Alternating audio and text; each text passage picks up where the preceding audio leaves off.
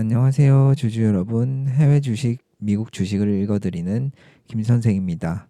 어플라이드 디지털, 미국 나스닥 어플라이드 디지털에 대해서 너무 길지 않게도 아니면서 깊이 있게 내용을 정리해 드리겠습니다. 먼저 이 기업이 무엇인지 근본부터 살펴보겠습니다. 어플라이드 디지털은 북미를 기반으로 AI, HPC 워크로드를 위한 차세대 데이터 센터 인프라를 설계, 구축, 운영하는 기업입니다.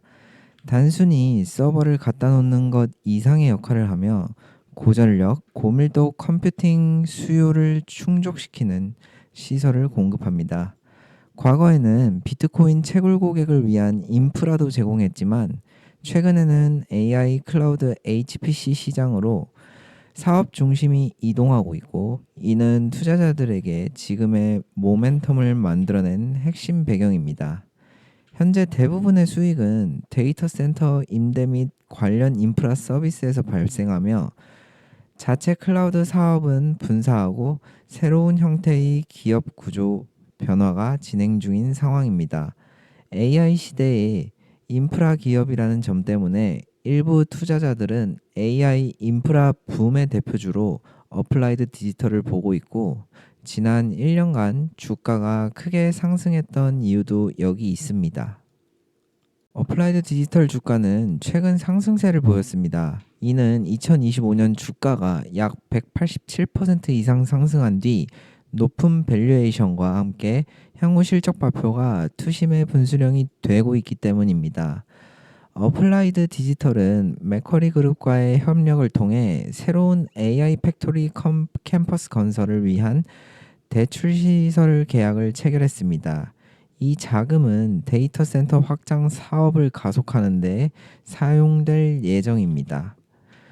최근에는 애널리스트 의견에 엇갈림이 있었습니다. 노스랜드에서는 목표 주가 $40 수준 시장 수익률 상회 의견을 유지하며 추가 상승 여력을 언급하고 있습니다.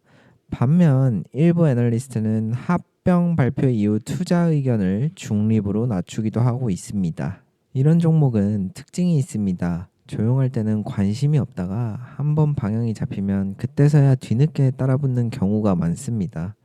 그래서 제가 계속 강조드리는 게 아무 데서나 사지 말고 타이밍이 중요하다라는 것입니다. 이 타이밍을 혼자 보시기 어려우신 분들은 화면에 보이는 번호로 문자 한 통만 남겨주시면 제가 운영하는 정보방에서 공시 나오자마자 핵심 포인트 그리고 실제 대응 관점까지 빠르게 공유해드리고 있습니다. 무조건 오른다고 말하지는 않겠습니다. 다만 지금 이 기업이 AI 인프라 흐름 안에서 어떤 위치에 와 있는지, 왜 계속 기사와 자금이 붙는지를 이해하고 접근한다면 보는 시각 자체는 완벽하게 달라질 수 있습니다. 오늘 차트에서 가장 중요한 건 반등이 나왔다는 사실이 아니라 어디에서 어떤 모습으로 반등이 나왔느냐입니다. 이 종목은 그동안 위에서는 하락 압력이 있고 아래에서는 매수세가 받쳐주는 전형적인 중기 조정 구간 안에 있었습니다. 그래서 최근 흐름이 쭉 밀리다가 다시 튀어오르는 그런 불안한 반등이 아니라 저점을 점점 높이면서 버티는 형태로, 그리고 반등이 나오는 그런 형태로 움직여 왔습니다. 오늘 반등이 의미가 있는 이유는 바로 그 상승 추세선 위에서 반등이 나왔다는 점입니다. 최근 저점이 형성된 구간이 이 종목이 그동안 지켜왔던 중요한 가격대였고, 그 자리에서 다시 매수세가 들어왔다는 건 아직 이 종목을 포기하지 않은 자금들이 많이 있다는 뜻이겠죠. 차트를 보면 아래로 급하게 던지는 모습이 아니라 눌리면 바로 받아주고 눌리면 또 바로 받아주는 그런 흐름이 반복되고 있습니다. 이건 공포의 매도가 아니라 조정 속에서 물량을 정리하는 과정에 가까웠죠. 그리고 오늘 봉을 보시면 장중에 한번 밀렸다가 다시 위로 끌어올리는 움직임이 나왔습니다. 이건 단순한 기술적 반등보다는 이 가격대에서는 더 이상은 안 판다 라는 시장의 의지가 반영이 됐다고 보고 있습니다. 지금 구간을 정리하면 이 종목은 이미 한번 크게 상승했던 종목이고, 그 이후에 고점에서 물린 물량을 시간을 쓰면서 소화하고 있는 단계입니다. 그 과정에서 저점이 무너지지 않고 유지되고 있다는 건 다음 방향을 위한 정리 구간으로 볼 수 있습니다. 오늘 반등은 바로 그 정리 구간에서 다시 한번 방향을 위로 시도하려는 첫 신호에 가깝습니다. 아직 폭발적인 상승은 아니지만 중요한 건 아래로 깨질 분위기가 아니라는 점입니다. 이런 자리에서 자주 나오는 흐름이 바로 오늘처럼 한번 반등, 며칠간 조금의 눌림, 그 다음에 방향이 나오는 구조입니다. 그래서 이 종목은 이미 늦은 자리가 아니라 방향을 기다리는 중간 지점에 와 있다고 보는 게 맞습니다. 정리해서 말씀드리면 오늘 반등은 끝난 종목에서 나오는 반등이 아니라 구조가 유지된 상태에서 나온 반등입니다. 그래서 지금 이 흐름은 조심해야 할 반등이 아니라 지켜보면서 따라가야 할 준비를 하는 그런 반등에 가깝습니다. 이제 중요한 건 이 반등이 단발로 끝나는지 아니면 다음 고점까지 이어질 수 있는지입니다. 그 판단은 다음 며칠간의 흐름에서 자연스럽게 드러날 건데요. 현재 주가는 28달러 후반대, 최근 조정 구간에서 25달러 초중반까지 밀렸다가 다시 위로 올라오는 흐름이 나왔습니다. 중요한 건 이 반등이 아무 데서나 나온 게 아니라 기존에 여러 번 지지 역할을 했던 가격대에서 나왔다는 점입니다. 이평선을 보겠습니다. 지금 주가는 단기선과 중기선 사이에서 움직이고 있는데 아래에는 중기 이평선이 완만하게 우상향을 하고 있습니다. 이 말은 단기적으로는 흔들렸지만 중기 추세 자체는 아직 꺾이지 않았다는 점입니다. 오늘 반등은 이 중기선 위에서 다시 방향을 틀었다는 점에서 단순 기술적 반등보다는 추세를 지키려는 움직임으로 해석할 수 있습니다. 볼린저 밴드도 조정 과정에서는 하단 밴드 근처까지는 내려왔지만 강하게 이탈하지 않았고 오늘은 다시 중앙선 쪽으로 말려 올라오는 모습이 보였습니다.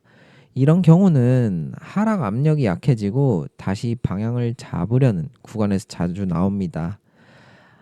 RSI도 과매도까지 내려갔던 그런 구간이 보이는데요. 현재는 40대 중후반에서 이제 50대도 조금 치고 올라오고 있죠.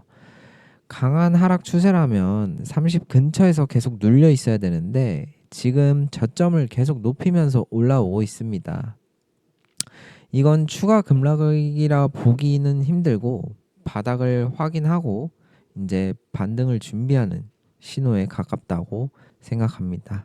거래량도 오늘 반등에서 폭발적인 거래량은 아니지만 조정 구간 대비해서는 매수 쪽 거래가 다시 붙었다는 점이 확인됩니다. 아래에서 더 던지기보다는 받아보자는 쪽이 늘었다는 의미로 해석할 수 있습니다. 정리해서 보면 이 차트는 급락 이후 데드캣 반등이 아니라 상승 추세 안에서 조정을 거친 뒤 나오는 반등에 가깝습니다. 그래서 오늘 움직임은 아직 끝났구나 보다는 다시 한번 방향을 보려는 단계로 보는 게 합리적입니다. 앞으로 관건은 간단합니다. 이 반등이 이어지면서 29에서 30달러 구간을 다시 시도할 수 있느냐, 그리고 그 위에서 가격이 버틸 수 있느냐입니다. 그게 확인이 된다면 차트는 다시 한번 전 고점 아니면 그 위를 볼 수 있는 구조로 바뀌게 됩니다. 지금 말씀드린 이 구간이 차트상으로는 굉장히 중요하지만 솔직히 혼자서 계속 지켜보는 게 쉽지는 않습니다. 30달러 돌파가 나오는지 거래량이 붙는지 종가가 위에 안착하는지 이게 하루 이틀로 끝나는 문제가 아니라 장중 흐름까지 같이 봐야 하는 자리입니다. 그래서 제가 항상 말씀드리는 게 타점은 정보 싸움이라는 겁니다. 뉴스가 먼저 나오고 차트가 반응하고 그 다음에 주가가 움직입니다. 이 순서를 놓치면 지나갔네 소리 나오기 딱 좋은 구간입니다. 이 종목도 마찬가지입니다. 돌파가 나올 때는 조용히 나오지 않고 대부분 뉴스, 실적, 공시 같은 재료와 함께 움직일 가능성이 높습니다. 그 순간을 놓치지 않으시려면 혼자 차트만 보시기보다는 정보를 같이 받는 게 훨씬 유리할 겁니다. 그래서 관심이 있으신 분들은 화면에 보이는 번호로 9 문자 하나만 남겨주시면 제가 운영하는 정보방에서 이 종목 관련해서 아님 뭐 다른 종목도 공시 나오자마자 핵심만 정리해서 알려드리고 차트가 실제로 움직일 때 어디를 기준으로 대응해야 하는지도 같이 공유해드리고 있습니다. 무조건 사라는 이야기가 아닙니다. 다만 중요한 구간에서 놓치지 않고 판단할 수 있게 정보를 먼저 받는 통로를 만들어 두시라는 말씀입니다. 오늘 내용이 도움 되셨다면 구독과 좋아요 한 번씩 부탁드리고요. 앞으로도 차트랑 뉴스 기반으로 중요한 흐름들 계속 정리해서 전달해 드리겠습니다. 시청해 주셔서 감사합니다.